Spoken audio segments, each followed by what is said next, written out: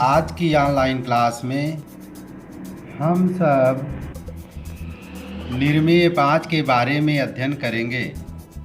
निर्मेय 5 है दिए गए रेखाखंड पर दिए हुए एक बिंदु से एक लंब खींचना। इसमें दो स्थितियां हैं। पहला है जब बिंदु रेखाखंड पर स्थित हो और दूसरा है जब बिंदु रेखाखंड के बाहर स्थित हो। तो सबसे पहले हम जब बिंदु रेखाखंड पर स्थित हो इसको हल करते हैं। इसमें ज्ञात है रेखाखंड AB और उस पर बिंदु P। रचना करनी है बिंदु P से रेखाखंड AB पर लंब की। सर्वप्रथम AB एक रेखा किसी भी माप की हम लोग खींच लेते हैं। उसके बाद इस रेखा पर बिंदु एक P यहाँ लेते हैं।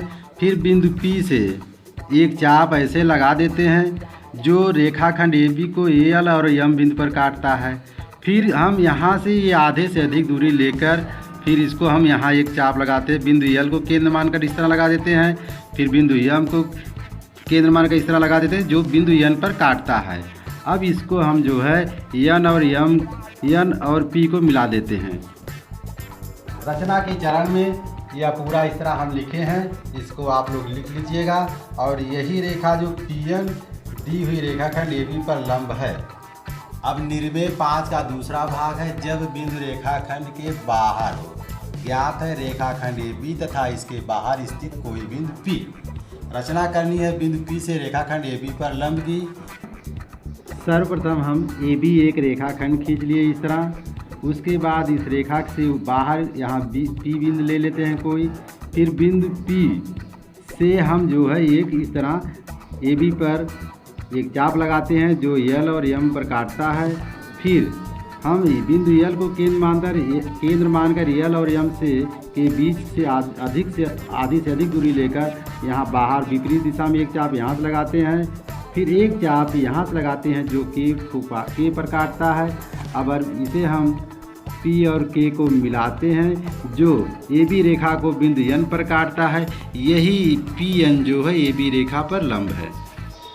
रचना के चरण जो हमने रचना करते समय किया है वह इस तरह 1 2 3 4 5 बिंदुओं में लिखा गया है। और यही रेखा PN दिए हुए रेखाखंड AB पर लंब है।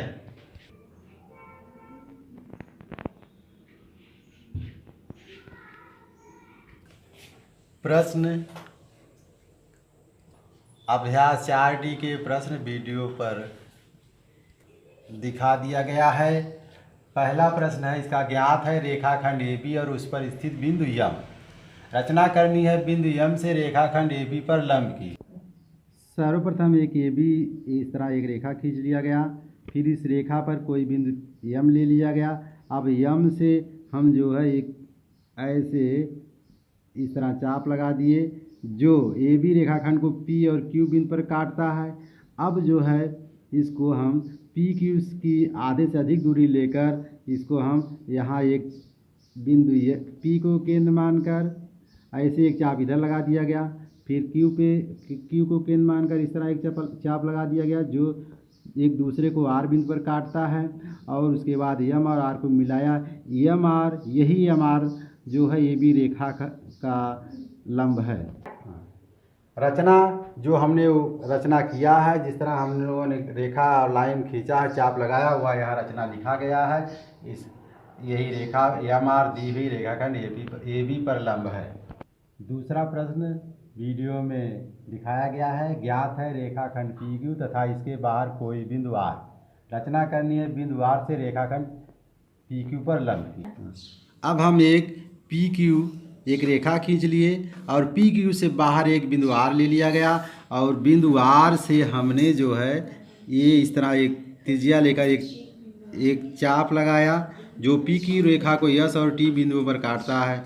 अब हम फिर बिंदु S को केंद्र मानकर ST के बीच की दूरी से अधिक दूरी लेकर एक चाप विपरीत दिशा में इस तरह लगा दिया गया ऐसे काट दिया जो दोनों चाप एक दूसरे को K बिंदु पर काटता है। अब R और K को मिला देते हैं जो PQ रेखा को बिंदु O पर काटता है। यही RO PQ रेखा पर लंब है। रचना के चरण में जैसे जैसे हमने उस फिगर को बनाया है जिस तरह हम लोग किए हैं वह रचना के चरण जैसे 1 2 3 4 5 के क्रम में लिख दिया गया है और यही रेखा आर ओ दी हुई रेखाखंड पी के ऊपर लंब है। प्रश्न संख्या 3 वीडियो में दिखाया गया है।